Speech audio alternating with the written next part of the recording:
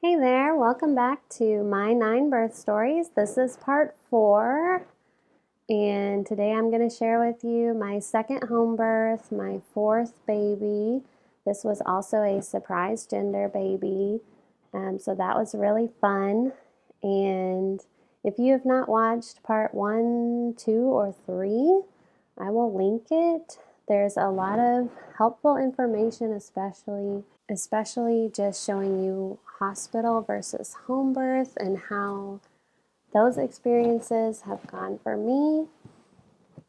I have had 2 hospital births and 7 home births. So thanks for watching today. Like and subscribe, and let's get to it. All right, so with my 4th child, I woke up at 6 a.m.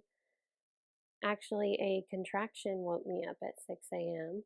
And I remember looking at the clock, saw that it was 6, and it was kind of a stronger contraction, but I went right back to sleep, partly because that's what my midwife taught me to do, is to just rest as much as you can in early labor. So I went right back to sleep, and then I was woken up by another contraction 10 minutes later, and it was a strong one as well. I went right back to sleep. 10 minutes later, another strong contraction. And so I went ahead and left my bedroom because my husband was still asleep and I wanted him to be well rested. A really great way to prepare your spouse for labor is just to let them rest for as long as possible so that they can really be there for you at the end when you really need them. So I went out to the couch and called my midwife, kind of told her exactly what had happened, and she said that she was going to gather her things and come. So that told me that she felt confident that this was true labor and that I would have the baby fairly soon. I hung up with her. I kind of just labored in the living room in the dark and the quiet for a while. My 3 older kids were upstairs sleeping still, and my mom was up there sleeping as well. So wanted to let them rest and just kind of let everybody rest and be ready for a big day ahead. And it is so nice to just labor in the dark, in the quiet. And I was on my birth ball and just praying, asking God to let this go well. And so shortly after that, I went ahead and got my husband up, told him, hey, just wanted you to know the midwife's coming. That way he could be kind of ready for them to arrive. And when the midwives got there, they just immediately started setting everything up. And they were setting up the birth pool because I had a bathtub, but it wasn't a very big one. So they brought the birth pool, set it up. By the time they had set it up, my midwife just said, why don't you go ahead and get in? And now I know that she knew just by observing me that he would be born pretty soon. And midwives, they just know these things. They have a gift. My midwife is so wise. She's not going to tell me your baby will be born soon, because she knows that if the baby's not born soon, then I'm not going to be very happy about it.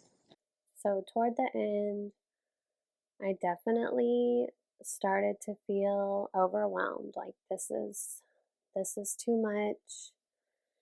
It's funny how you feel like you can't go on, but you don't have a choice on down the road. Now I know that when things are getting kind of hard, that actually is good news. That means that that you'll see your baby soon. Okay, so I remember just kind of going around around the edges of the pool, like just kind of not really sure what to do and how to handle it. The water does really help with taking the edge off of the contractions and all that. But toward the end, things can just get kind of hard. And, um, I think sometimes people are a little surprised to hear me say that. It's like she has 9 kids. She must love every bit of birth. And, um, and I do. I mean, in my heart, I can say that I do. Like giving birth to these children, it actually is something that I think I get to do. It's not something that is overall a burden to me, but it is hard, especially certain ones at certain times. And feeling your baby pass through your body and into this world it's an amazing experience like no other. It is hard, but I am so grateful that I have gotten to experience it. I think that a lot of mamas out there can relate to that. Let me know in the comments if you relate to that. Like, there's a scripture that says a woman is saved through childbearing. And I have felt that in my heart, and I can't even quite explain it. But I am really thankful to have experienced feeling my baby being born without drugs, because drugs do numb that sensation, right? I mean, that is the point of, of why we do that. And so that does oftentimes help with some of the pain, but just having experienced both,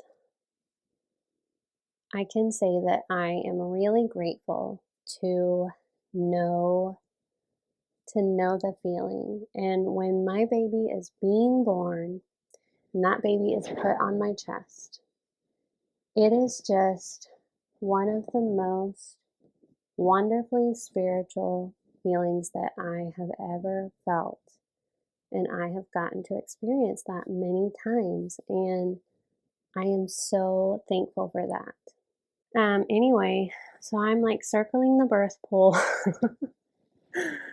And it's funny, I'm not really a loud person in labor, but I'm sure that my husband and my midwives can kind of just see it on my face. I'm like I'm just like,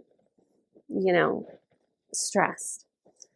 But I'm just kind of circling the birth pool, and then my midwife says, April, let your baby out. Let your baby come out. And I was just kind of like, right. And so I did. And the baby came out, and he was placed on my chest. I do this just like naturally every time. I just start thanking God for this amazing baby that he has given me, that he has made. I just immediately start praying out loud. And we were so excited to see that he was a boy, because at that time, I had 2 girls and 1 boy. And I was so thankful that my son had a brother. And I just remember my oldest son coming in to meet him, which is just so cool. It's so amazing to have your kids come in and see just this fresh baby who was just born. They get to see their sibling, just immediately, and to see, just kind of be familiar with what just happened. But I remember my oldest son saying, "I have a brother." And it was just so cute and so sweet, and I was so thankful to God that He had given us another son, and my son had a brother, and it was just wonderful. It was so wonderful. And we named him David. He was 8 pounds, 6 ounces. He was actually kind of early for me. Yeah, he was one day early, which was so strange, because all my other kids had been 8 days late, and he was one day early, and I think that's why he was small. If he had been late like my other ones, he probably would have been a 9 pounder, because at this point I had had two 9 pound babies. Really, it was a wonderful birth. I was so blessed. No complications, no tearing. It was about a 4 hour labor. He was born about 10 a.m. in the morning. I was really blessed. So that's pretty much it.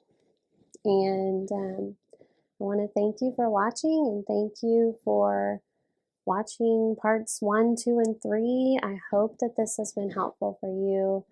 If you have a question or a comment, please comment below, like and subscribe to April's Homemade, and I will see you soon.